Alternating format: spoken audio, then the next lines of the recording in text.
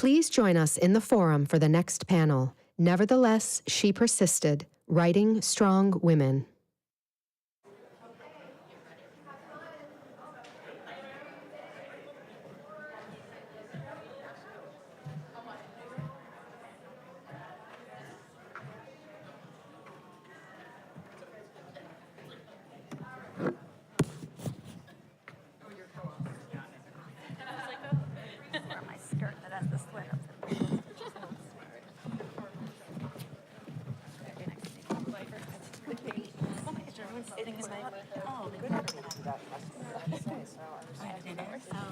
Should we sit in order? No. Are you sure? Because I'll just say the name. Okay. And He's here. Okay, we begin. okay. Senator Warren was giving a lengthy speech. She had appeared to violate the rule. She was warned. She was given an explanation. Nevertheless, she persisted. I was just wondering, you know, we all know the phrase, which we're going to unpack today, but I was curious, you know, I hadn't read that in a few years, the lead up. So, okay, so welcome everyone. I am Liz Matthews. I'm the program director at the Westport Writers Workshop, which for those of you who don't know is a literary nonprofit right down the road. We offer creative writing workshops in person and remotely, all genres, all levels. Come find me after if you want to learn more about us.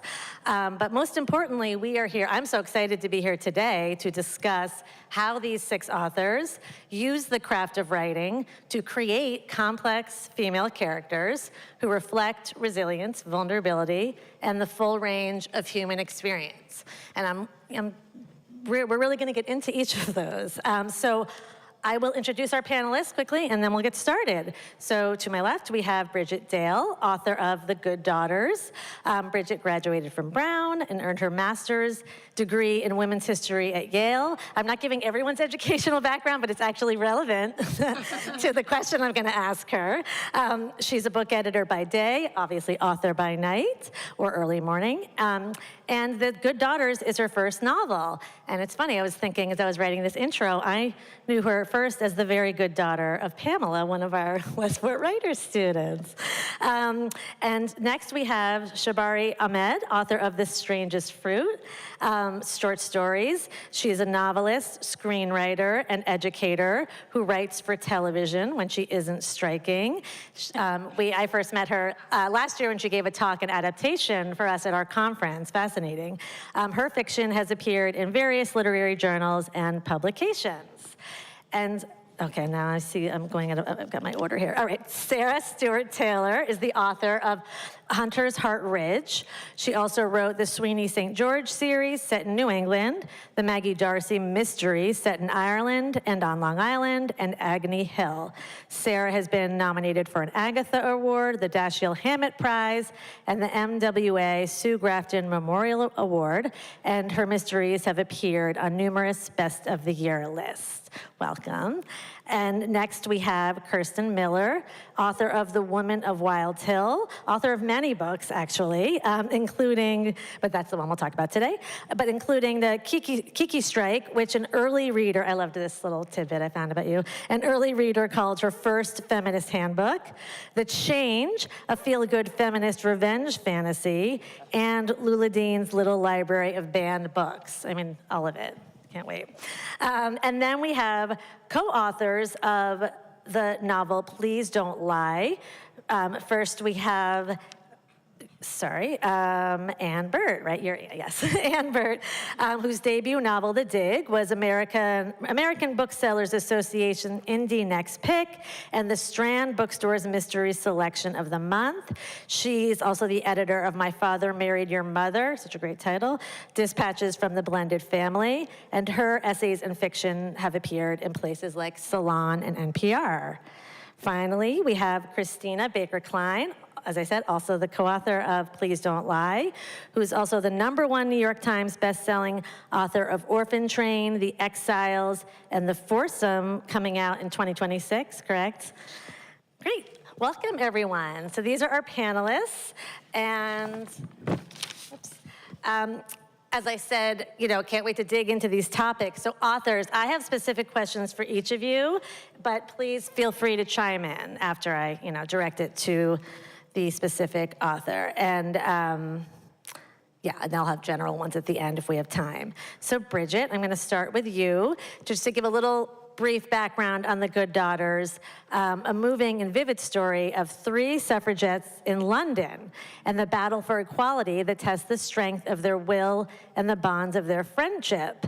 The novel features 4 main characters: Charlotte, Emily, Beatrice, and Sadie, women with very different backgrounds, but a shared a shared mission. So in learning more about your background, Brigitte, I learned that you attended the high school that my daughter currently goes to in Fairfield. So I learned that you first became intrigued by your subjects, I was gonna say down the post road, in an AP class at Ludlow High School, and then encountered these figures again during grad school. And then I was reading an interview with the Historical Novel Society, where I read that this academic research allows you, obviously, to populate the world of 1910 London with accuracy, but, and now I'm quoting you, ultimately writing this as fiction helped you understand the suffragettes on an emotional level. And that's really what I want you to talk about. Can you talk about how fiction allowed you to go deeper into the subject? It made me think of which Pamela has heard me say a lot, the Emily Dickinson tell it slant. Tell the truth, but tell it slant. Why is it easier to get into the emotion through fiction? Well, I think I really came to the genre of historical fiction as someone who was interested in history growing up from reading novels. So as early as, reading the American Girl doll books and getting to learn little slices of history, that is why I became interested in history and ended up studying it in undergrad and grad school. But I came at it through historical fiction, I think because women's stories are so often not the main part of what you're learning in an academic setting. And so you really need fiction in order to be able to envision yourself there. I mean, for me as a young girl, a young student, I was fascinated about learning about real people's lives, and I wanted to learn about what real girls were up to, what real women were up to, and that's not what I was learning in school. Ultimately, as I progressed in studying the suffragette movement, I did do a lot of academic research, but I kept returning to the feeling of emotion that I loved when reading historical fiction. And when I decided to actually fictionalize a lot of this time period, I did feel like I was able to get to the crux of these characters more and think about them as real people, because otherwise you're reading a textbook that's giving you facts and it's dry and it's really important information, but you're at a remove from it, whereas I think when you write fiction and when you read fiction, you are on the ground with those characters. And also, there are so many fascinating real women who were involved in the fight for women's suffrage, and I couldn't possibly put all of them in a book, but I was able to amalgamate certain facts about characters, real people, and put them into characters. So hopefully my characters are representative of lots of different aspects of real people, and then it's kind of the best of both worlds because you are learning about what really happened, but you're being guided through that story by fictional characters who hopefully you come to love. That's such a good point about the amalgamating. I think that's how you pronounce it. And one more follow-up question and then open up to the group because I'm curious what the others have to say about this. And thinking about this idea of representing a range of human experiences, I'm curious for your 4 main characters, did you let them, you kind of just answered this, but I'm still curious. Did you let them develop organically as you wrote, or did you have some key character traits you wanted to ensure that you encapsulated across the story? Well, to tell you all a little bit more about the book, the first 2 characters that came to me are polar opposites. So the book is set in London, early 1900s, and this is when the women's suffrage campaign is really kicking into gear, and there are women demonstrating out on the streets, fighting for the right to vote, and then often going to jail as part of their protests. And so I knew that one of my characters was going to have to go to jail, but I had also read about women who worked in the jails as the wardresses, as they were called. And so there were fascinating young women on either sides of the bars in the prison. So I knew that I wanted a character representing a suffragette in jail, and then a young woman working there, and what did she perceive, how did she perceive the women who were in those cells? And then extrapolating beyond that, you start to come up with character traits and different life experiences that each of them would have.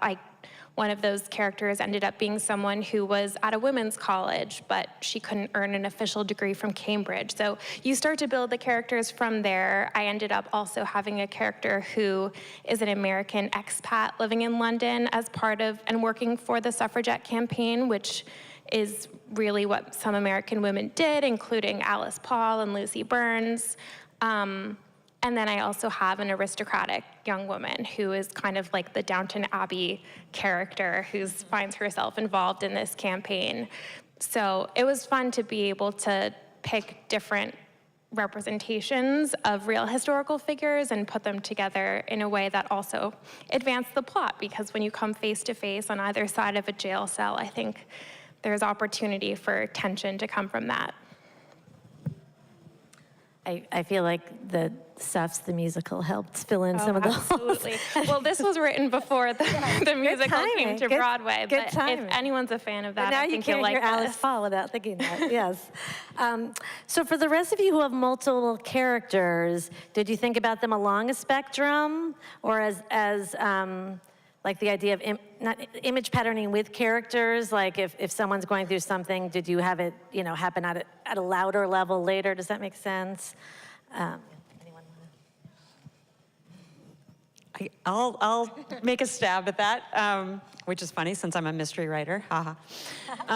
So in my newest book is the second in a series, and the series has sort of at its heart a male character who's a Vermont State Police detective. The book is set in 1965. And his next door neighbor, who is an amazing woman and one of my favorite characters I've ever written. Her name is Alice Bellows, and she's someone who grew up in a small Vermont town and then went off and had an amazing and somewhat traumatic married life as the wife of a OSS and then CIA officer, and has now returned to her Vermont hometown after his death. And so, Alice is someone who has a lot of privilege, and she's also someone who, if she had been born 30 years later, probably would have had a very different career and would have been running a company. But as it is, she's sort of volunteering in lots of capacities in her town.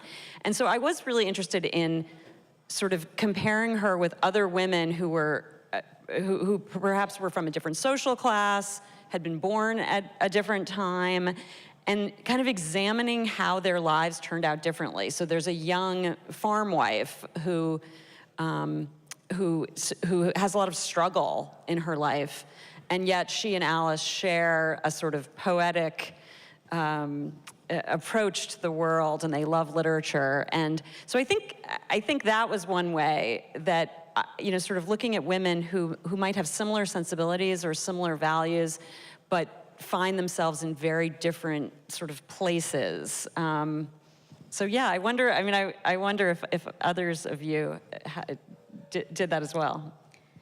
Well, for me, in my short story collection, The Strangest of Fruit, every female protagonist is Bangladeshi. Either Bangladeshi American or a recent immigrant from Bangladesh. And I did what I think you did and you did, which is, I put, even though they're all Bangladeshi and Muslim, they're from different socioeconomic backgrounds. They have different, they're set in different time periods. They have their approach to Islam is very varied. Some are hijabi, some are absolutely not, So I think and some of the stories, by the way, are supernatural. I don't know how that happened, I just started exploring Bangladeshi folklore and South Asian folklore and ghost stories and things. And that was an interesting entry point into telling stories of very complex women. And as you said, putting them in difficult situations and to prove their resiliency and so on. So I think, I feel like we all did the same thing, and putting characters and introducing characters from completely polar opposites and antithetical experiences. And so therefore able to explore different aspects of what it is to be a Bangladeshi woman or a Muslim woman. So interesting. Kirsten, were you going to say something? Oh, no, I was just going to say that the women of Wild Hill, there are a lot of them, they all belong to a family of witches. I don't think that that's spoiling anything. But, one of the things that I wanted to do was focus on sort of the things that are passed down from generation to generation. So not just gifts, but also curses and treasures and all of these things that flow through our blood. And so we follow 5 generations of the Duncan family. And each one of these women is, I think, she's sculpted by the circumstances in which she's born, and the time in which she lives, and the bad guys she's got to deal with. And each of them is very, very good at dealing with bad guys.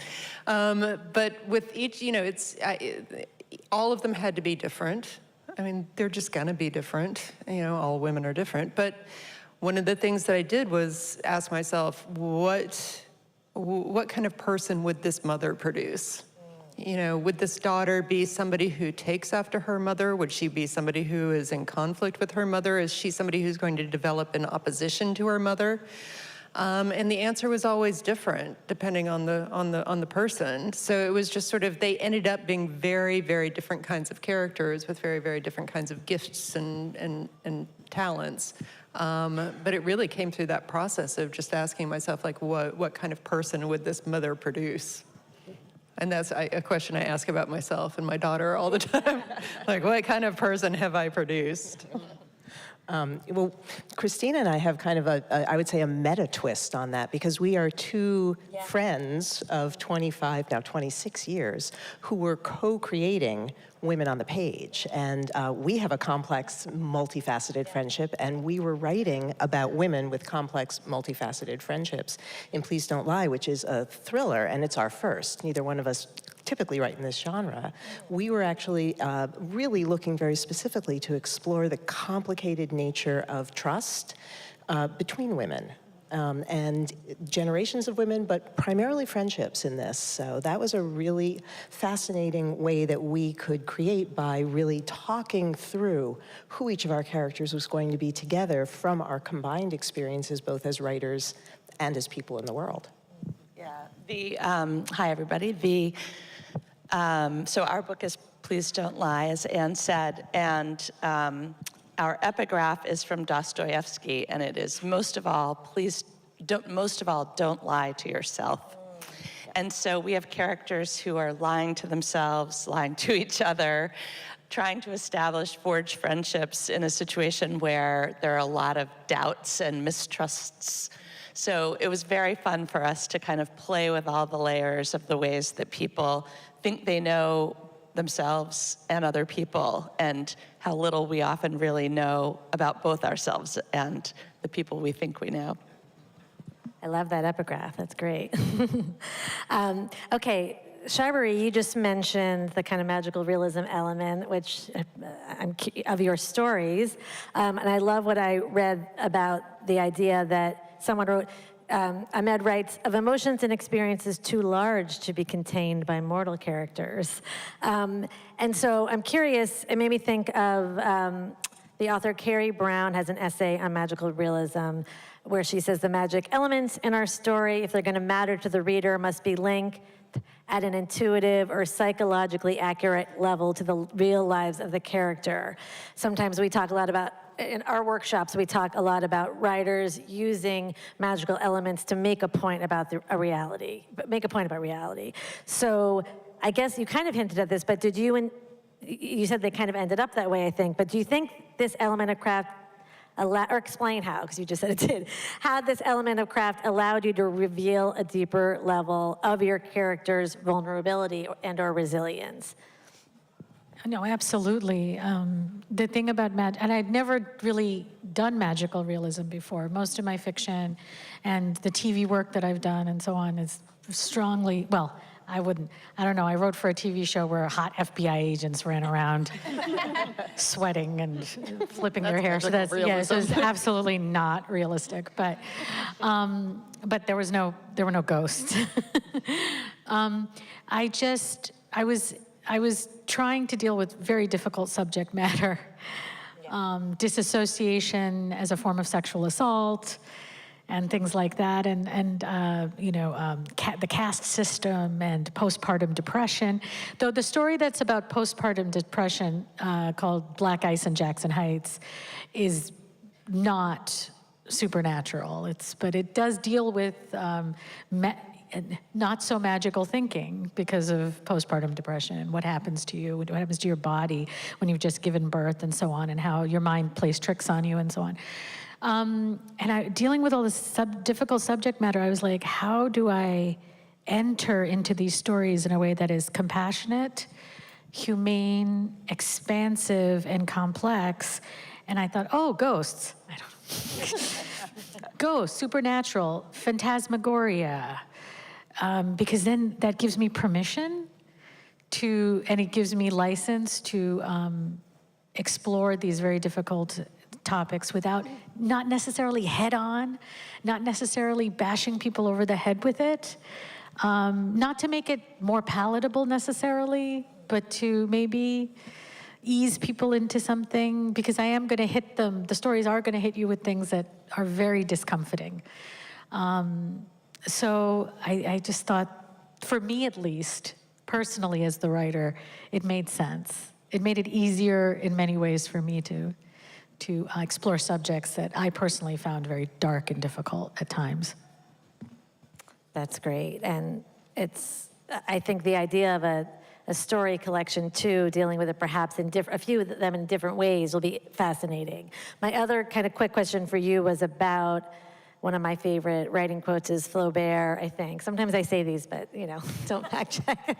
At some point along the way, it's not the pearl that, what is it? I just lost it. It's not the pearls that make the necklace, it's the thread.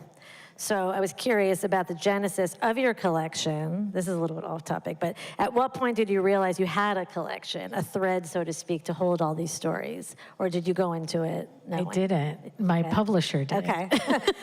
I was very concerned, because the big thing about short story collections, which, by the way, for those of you who are aspiring writers out there, every time a publisher tells you short story collections don't sell, they're full of crap. That's absolutely not true. And I don't know why this myth persists. Why publishers I've been and told agents, that too. Right? Yeah. It's not true. It's absolutely not true. At any rate, but one of the big things is that publishers say and editors say they find challenging is finding the common thread. In a collection, the collection thematically has to hold together. And that makes sense to me, I understand, because they have to sell these books, they have to market these books, and I get it. So I was very concerned when my editor, Krista Kane, she was like, this is great. I'm like, no, it's not. What is the common theme? I don't see it. And she goes, well, let me tell you what the common theme is. All your characters are women who are finding themselves in incredibly difficult positions, and you deal with it through humor and dealing with the shadow self and trauma, but you do it in such a way that it's sometimes funny, sometimes spooky. She found the thread. I still don't buy it, but she says it's working, so And I think having all the characters be of the same ethnicity, of the same religion, approaching their culture and their religion from different ways, maybe that's the way it hung together.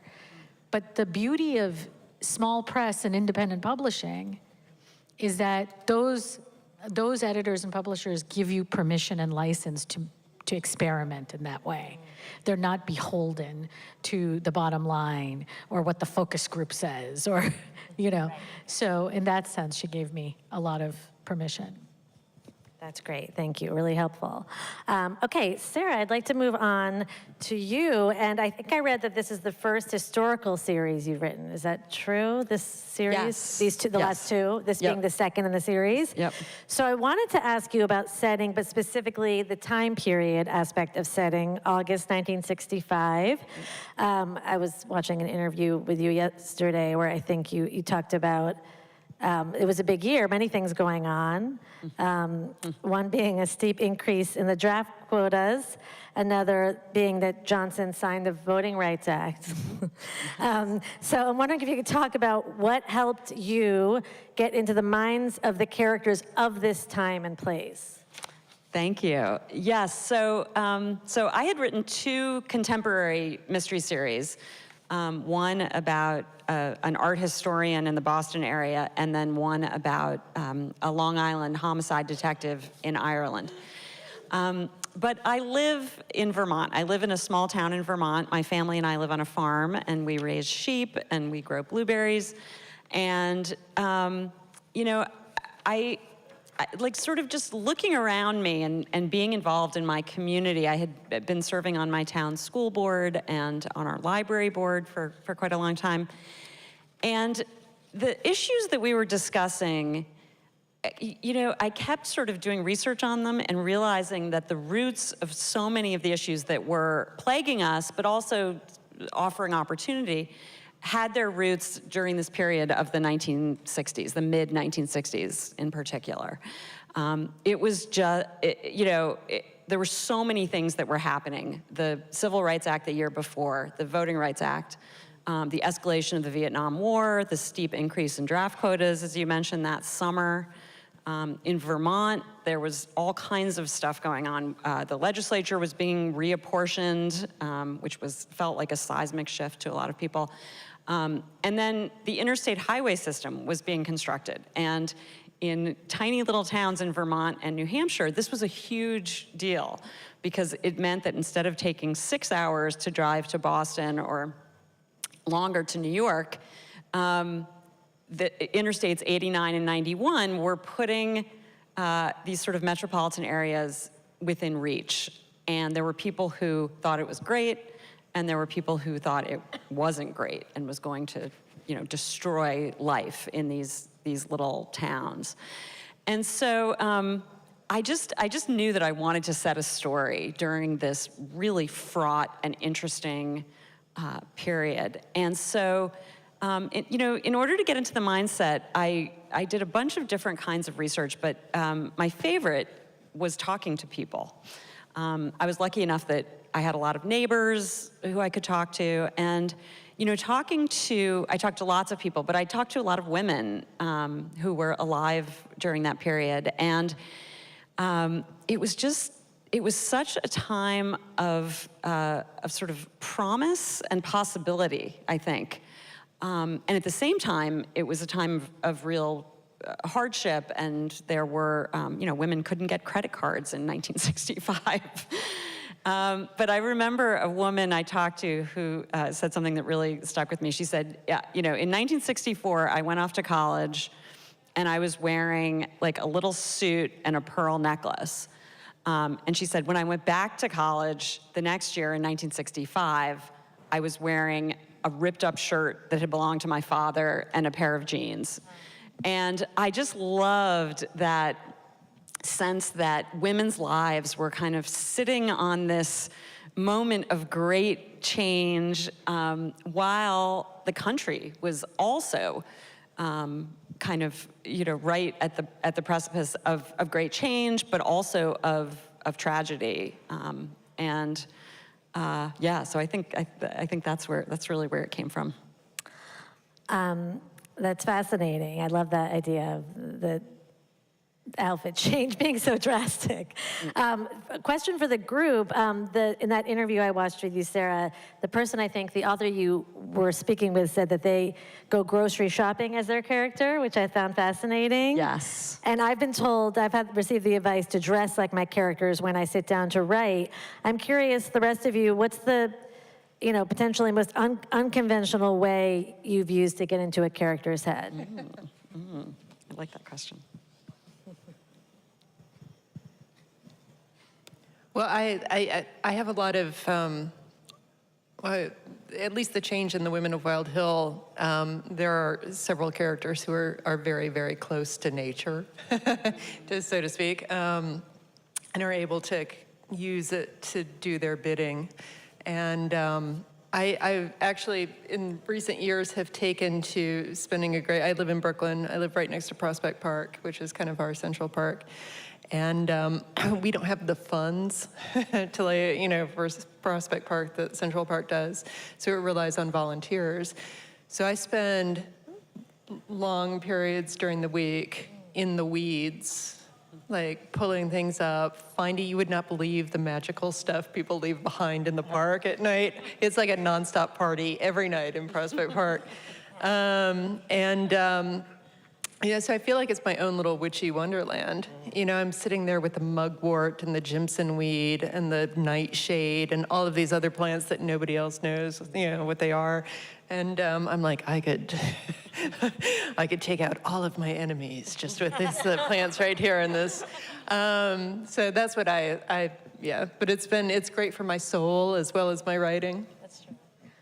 Well, I read articles and things, and one of the stories, the young immigrant woman with postpartum depression, was based on an article I read about a recently arrived Bangladeshi immigrant woman. I think this was, the article dated from like 1999. It was from a long time ago. And how she struggled to she couldn't speak English, and she was trying to find her footing in a new country, and she'd just given birth, and she was barely 20 years old, and just what she went through. So I read this article, and it just stayed with me.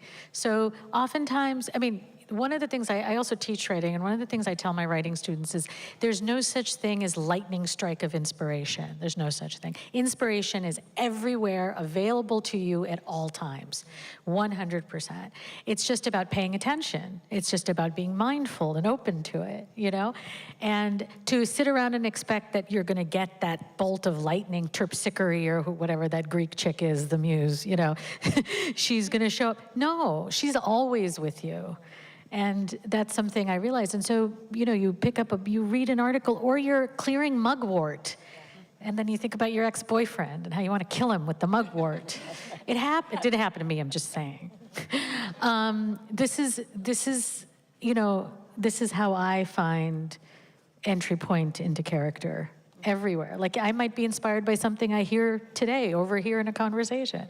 The other thing about writers is we're spies. We eavesdrop and observe a lot. So beware. Okay, Kirsten, I'd love to move on to your novel, The Woman of Wild Hill. You spoke a little bit about it, but I'm just going to share a little bit of what I found because it's relevant to the question. Described as a witty, spectacular, and timely tale of modern-day witches waging war on the patriarchy. Girls raised in Wild Hill on the tip of Long Island are bequeathed strange gifts and some powers so dark they fear to use them. For centuries, the ghost of a witch murdered by colonists claimed the beautiful and fertile Wild Hill until a young Scottish woman with strange gifts arrived. People magazine called this novel a masterclass in feminist coming of rage. And, obviously, like we keep saying the word feminist, and this is something I struggle with, and I'm curious if you've come across this. I wonder how you approached writing this story without coming across as proselytizing. Was that on your mind at all? Like, did you set out to write this masterclass, or did your themes, organically develop? Oh, I am proselytizing, though. I am. I have a mission. But, it doesn't, I think people, when you say that, they assume that because you're for a group, you're against another. And that is not the case at all. So if I am for women finding their power, that does not mean I'm against men necessarily losing it, you know. So, but yeah, no, I'm on a mission. I read about witches. Even my book about banned books is kind of about witches. But, you know, I think that somebody a while back asked me what I thought a witch was, because nobody summons Satan in my books or does spells. So he was like, so what do you think a witch is? And I said, a witch is a woman who has power that society doesn't want her to have. And it's always been that way. So if you go back to the 16th century, the women who were burned or hanged or whatever happened to them, you know, they were healers, they were midwives, they were loudmouths, they were widows with money. They were people that were a threat to the status quo. And I think that, so on the cover of my, with the Women of Wild Hill, it says at the bottom, we're all witches now. And I believe that because we are the most powerful generation of women in the history of the world, like financially, economically, politically, in every which way. In every which way, that's right. Thanks for pointing that out, and I'm gonna use that.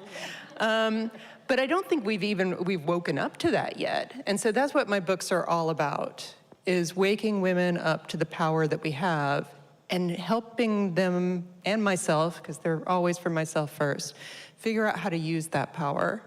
So in my first book, The Change, it was about sort of violence against women, because what I really wanted was to find a way to leave a safer world for my 16-year-old daughter. And in Lula Dean's Little Library of Banned Books, which really does not have a witch in it, but that's okay. But it's about, you know, finding the courage to do what you know is necessary in your own little world. And with this, it's a bigger fight. I mean, if you had to put a label on it, it would be witches versus the oligarchs. And, you know, so what I'm trying to do is, I am proselytizing. I want us all to stand up and figure out just how much power we have and start using it to change the world in ways that we know it needs to be changed. I love that answer so much. Thanks. And I like guys, too. Like, Yes. the women and really good guys. Yes. No, it's interesting because I asked another author, we did a workshop with that same question and got a very different response, kind of the one that I've been like, oh, and this is how you don't do it. But I just love, like, well, what do you mean? Don't worry about it. That's great. Okay, so I'm gonna keep moving just so we make sure we have time, you know, for more general questions at the end. But Christina and Anne, I'll give a quick, you guys talked about it a little bit. I'll give a quick little summary of your book and then follow up with a question. So after losing her parents and sister in separate tragic accidents, Haley Stone heads to the Adirondacks with her new husband for a fresh start, but the past won't let her go.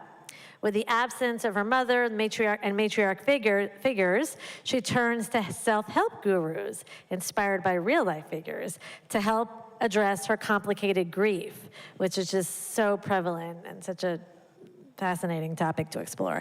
And anyway, she's confronted in her environment, I think I read that you guys said this, with what she's dealing with psychologically. Same idea, I feel like, with the magical realism in that sense. So I'm really curious what compelled you both to write about the influence of, you know, contemporary culture, specifically the reliance on the self-help movement in the boundaryless world of social media.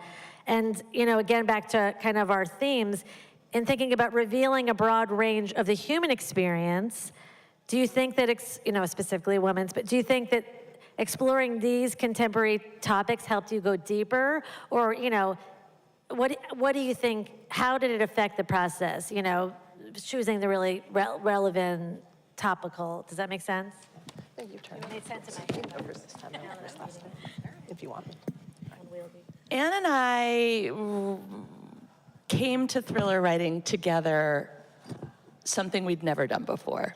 So it was a really exciting genre to try. We actually haven't quite ever, we've collaborated on many different kinds of things over the years. We did a nonfiction book together. We worked on an imprint for a publisher together. We've worked in a Hollywood writing room together. But we discovered that through this medium of thrillers, we could actually approach some of the subjects that obsess us that we don't really have room for in our other work.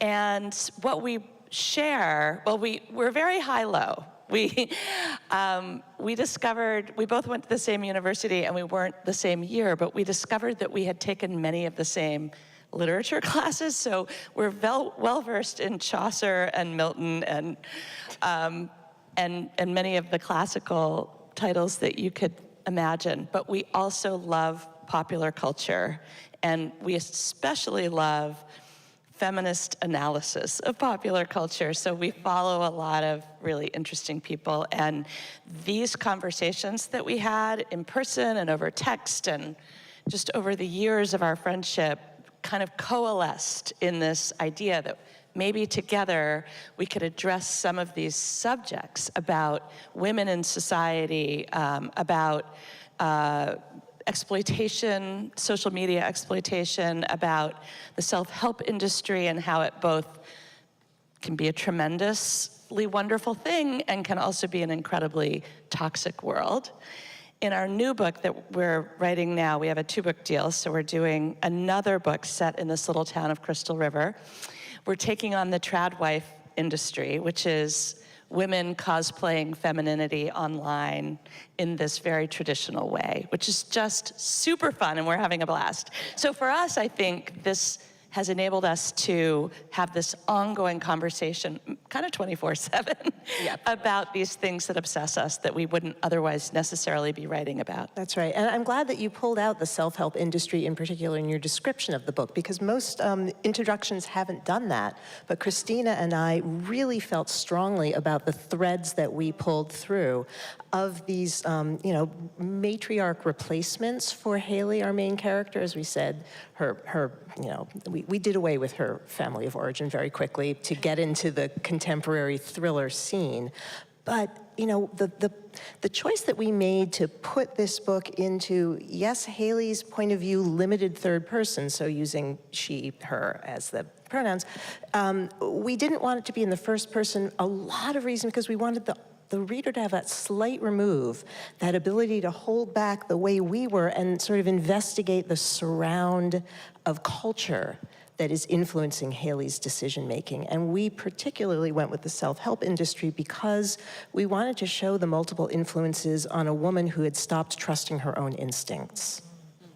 And that's what she has to start doing. Yeah, and to your point about, I love your answer too, because, obviously you don't want to be polemical, and it's not a treatise, and we're not writing a feminist analysis of what we think of the topic should be, but I think our story has a lot of, it moves forward very, very quickly. I think it's fun to read, but there's this stuff under the surface, and that's what's so fun to explore. And one last point about that, one of the things in the genre of psychological thriller that was important to us as a writing team was to avoid the tropes of the, the passive, the dead girl tropes. Yeah, all of that. No, girls in the basement. No, we were very clear that this was going to be about a woman finding her own power and solving what needs to be solved through her own means. I'm so glad you said that, because one of the things that I tried to do in The Change, which was, was kind of a satire in some ways of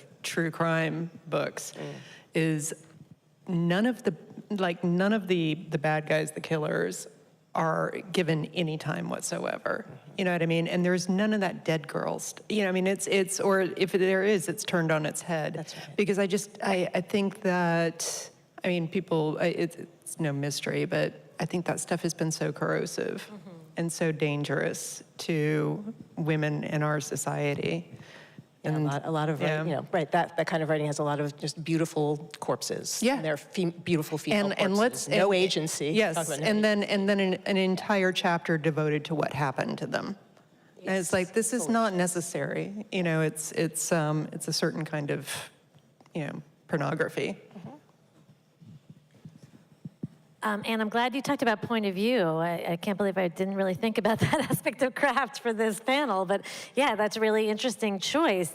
I'm curious now for the rest of you, how intentional were you? I know I've written things in third and then switched to first. How did your choice of point of view affects the plunging of the depths of your character, or not. I can answer that. Mine are all third person, and I think for me, I was writing so many different voices. It would have been confusing to be in the first person for all of them. I did play around with tense too, and I wrote my whole first draft in past tense and then rewrote the whole thing in present tense. And I think I felt like I wanted the immediacy of being in the present with the characters, especially because it's set more than a century in the past. So I wanted to take away any barrier to being right there with them, which I hope it worked. That must have been hard, though. I've changed tenses, and it's oh. It was painful. Yeah, it's really difficult. In my collection, I think I let the character inform what point of view, if it was going to be third person limited or in the tense. I think I only have one story in the present tense, and I don't know, it just seemed like the right thing to do with her particular story. But I can't remember. I think most of them are third person to give you that, that bird's eye point of view. It just gives me more expansiveness and freedom to be able to do that. So my Maggie Darcy series is first person present tense. And when I wrote the first book in the series that way, I loved sort of how close I was to Maggie. I loved being sort of in her head, and I loved the immediacy of the present tense. And the first book in the series, The Mountains Wild, is sort of, she's missing a lot about her own life, shall we say. And so being so closely inside her head helped me to kind of get that across and helped me to achieve sort of the trick I needed to achieve. And then when I started writing Agony Hill and Hunter's Heart, and then of course Hunter's Heart Ridge is the second one, it was like a relief to switch to the third person multiple viewpoint. And I could feel myself sort of just exhale and relax into this more, it felt like a little bit more leisurely, and just I was able to explore things that I couldn't explore in the first person. And I also wanted, in the series, Vermont and the natural world are very much sort of, almost another character. And so the third person allowed me to do that, to sort of make observations about the natural world that I think would have sounded overwrought if I had put them into any particular person's consciousness, if that makes sense. My 3 adult books are, because I wrote young adult fiction for a long time before I started writing for adults, are all in third person because multiple viewpoints, lots of viewpoints, and that was what worked. And I really enjoyed it. It's fun, it's fun. But it depends. I have written in first person in the past. One of my favorite books, which is called How to Lead a Life of Crime, is written in first person, and there's an intensity to it, and you feel like you're almost stepping into their skin and walking around relentless. in it. It is relentless, but it is so it works for a certain kind of narrator. If you have a narrator who is really going through some stuff, first person is a really, really nice way to express it. But it just doesn't work with what I've been doing lately. I don't think I have the guts to write first person yet. I don't think I ever have, now that I think about it. And there's very few, I have, but very rarely, I think when I'm screenwriting, though, that's obviously. Yeah. But for fiction and prose, it's I don't know. I find it challenging for that reason. This panel's making me realize I have all these imaginary rules I follow. And someone told me I was working on something first person present. And they said, well, who are they telling the story to? They have to be telling it to someone. And then that was in my head, and it ruined, so. Yeah, I like the idea of following your intuition, which, Sharbari, was what you were saying, what feels right for the story. So we have a few minutes left, and I feel like I can't end this panel without asking, a group of writers on the subject of persistence, any thoughts you can share or experiences about how you persisted to get these books out into the world, you know? Thoughts, you know, now we're turning the kind of camera, so to speak, on you, not away from your characters and on you, you women. How did you writers, how did you persist during the really challenging, you know, what I imagine, or maybe not, maybe it was easy, but for those, so stay quiet if it was easy. For those of you for which it was hard, what helped you through the challenges of publishing? Well, this is my debut novel, so I did find it very challenging to write a book and to publish a book. I think I kept returning to my passion for the story itself and the characters, and my belief that this is a story that hasn't been told already, and I'm gonna be the person to tell it, and we really need to know it. And I think having that drive to tell a historical story that people may otherwise never know helped me persist. But it's very, very challenging to sit down and write every day when you have other things that you can be doing, because there's always something else you can be doing. There is always another task or chore or job. Being in the story can be so fun, but it can also be very bewildering. And then, of course, when it's just yours on your laptop and no one else has read it yet, or the people who are supposedly reading it are saying, no, we don't want this, that's really tough. But I just kept returning to the fact that I think this is a valuable story, and that made it ultimately worthwhile. And I just kept putting myself out there on behalf of the story, as well as on behalf of my own ambition to do it, but I think I returned to the story itself. That's great. That's nice to keep in mind. Well, I don't know.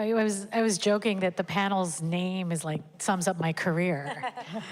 I mean, the amount of rejection that I have faced is staggering, you know?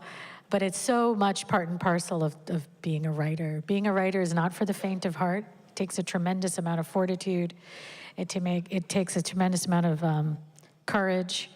And sometimes the courage fails you. It falters, and you have to take breaks. You have to take a step back. You have to not look at Instagram and at that writer who got the 3-book deal and the Netflix deal and go, you know what, I'm better than her. Why did she, you know, you have to not do that stuff. Or you have to do that stuff, whatever floats your boat. But the thing is, it's, you have to be kind to yourself and forgiving, and understand that rejection is part and parcel of the process. I often tell this story, but it just sums up what being a writer is. I once got rejected from something I didn't submit to. Oh, it's amazing. I think it was one story. Yeah. They sent me and they're like, thank you so much, keep trying. I'm like, what the hell are you talking about? I didn't even submit. I don't know how I got in their newsletter or something, but to me, it struck me as absolutely emblematic of what being a writer is. Like, there's people already ready to reject you and you haven't even written anything yet. It's hilarious. So the other thing is you have to keep a sense of humor. Gallows and trench humor is absolutely imperative to being a writer. I don't take myself too seriously. I take my craft seriously and my writing, my characters seriously. But myself, I am but a grain of sand. Like, you know, my insignificance is what keeps me going. Does that make sense? That was a very weird thing to say. But it's true. Anyone else? Yes. So at some point in my parenting journey, I sort of learned the lesson that I think hopefully we all learn, which is that you can't expect your children to give you everything, to give, you know, to be sort of a source of emotional satisfaction or you know, to build up your ego for you. Like, that's just, the relationship shouldn't go in that direction.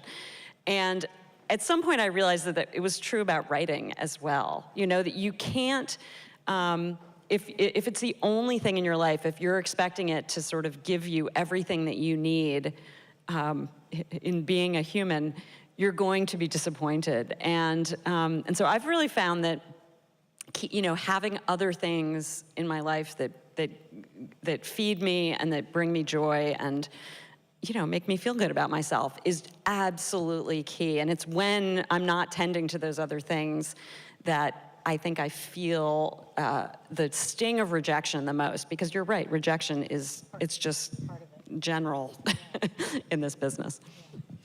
I'll make this very fast because I want to hear what these ladies have to say. But in order to get through a book, which is a lot of pain and suffering, you have to really have an extremely powerful emotion behind whatever you're doing. There has to be something that's driving you. And for me, it's revenge. Next. That's an awesome answer. Let's move a little bit over here. I'm adding that to my bulletin board of inspos. Revenge. Great. Yeah, no, that's really good. So, I want to know against whom. ooh, If you read my that's the books, next you'll panel. know.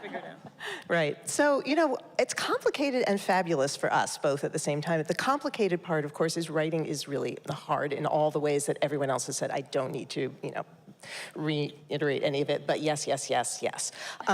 However, one of the things that's amazing about doing it in a team is it's kind of like, you know, it's so lonely, but we have each other. Like, I have Christina waiting for the next thing that I'm doing, and I want it to be something that's going to make her excited, laugh, or even just get her, like, mad enough to make it better than what I wrote, because, but it's not, we don't get mad. It's like we're in something that's ours. And the thing, though, about that's hard, because it's obvious how it's wonderful, I think, to anybody who's writing, is that we have a partnership, we have somebody else in it. But I just realized what I was about to say, and it's going to be a little silly, which is people look at us as if we have two heads when we tell them we're co-authoring a novel. Because Which we do. Which we do. We have two heads. Because they say, oh, no, but you can't do that. How can you do that? And so we've experienced a different form of kind of, I wouldn't know if it's rejection as much as sort of, you know, complete no. Like, that does not process with my sense of the world. But of course, you know, you've been in writer's room. You write screenplays. I was going to say, you guys were in a writer's room. That's Collaboration. the principle that we go on. Yeah. So it That makes was how it sense for started us. for us. Yeah, Was it's being different. in that writer's room. And, Yeah. you know, in Hollywood, of course, everyone writes together. Yeah. Yeah. That's the way it is. That's why when you guys told me you two were co-authors, I was like, oh, Yeah, Yeah. that's right. they collaborate. Yeah. And also, I think, you know, what we did that is different than a lot of people who collaborate is we really did meld a voice together. We're not writing two separate parts of the book. We're not, you know, sort of doing a baton pass back and forth of the characters. We're really, I think it's because we've known each other so long and we've developed a kind of shared language about the kind of books that we're doing together, which are quite different, as I said, from the books we do separately. So that's just a really fun experience. And I think maybe too, people sometimes ask if it affects the books, our own solo projects. I would say probably yes. In a way, having this collaborative, companionable experience makes the other a little less lonely too. Yeah, that's right. It's just a really nice way to have a percolating creative experience. And I think that can be generalized for people who do write solo, who don't have a writing partner, which is allowing the voices that are positive influences for us to be our companions, whatever those are, even if it's a TV character that you're watching who somehow infiltrates your brain and says, that makes me braver, that makes me feel less lonely. I feel like we need a whole panel on that, right? Yeah. We'll follow up. You have my card. Okay, I think we're a little over, so we have to wrap this up. But thank you all so much. I can't wait. Everyone Thank go buy you. their books in the bookstore. I think they're going to make an announcement about it. So nice to hear from all of you.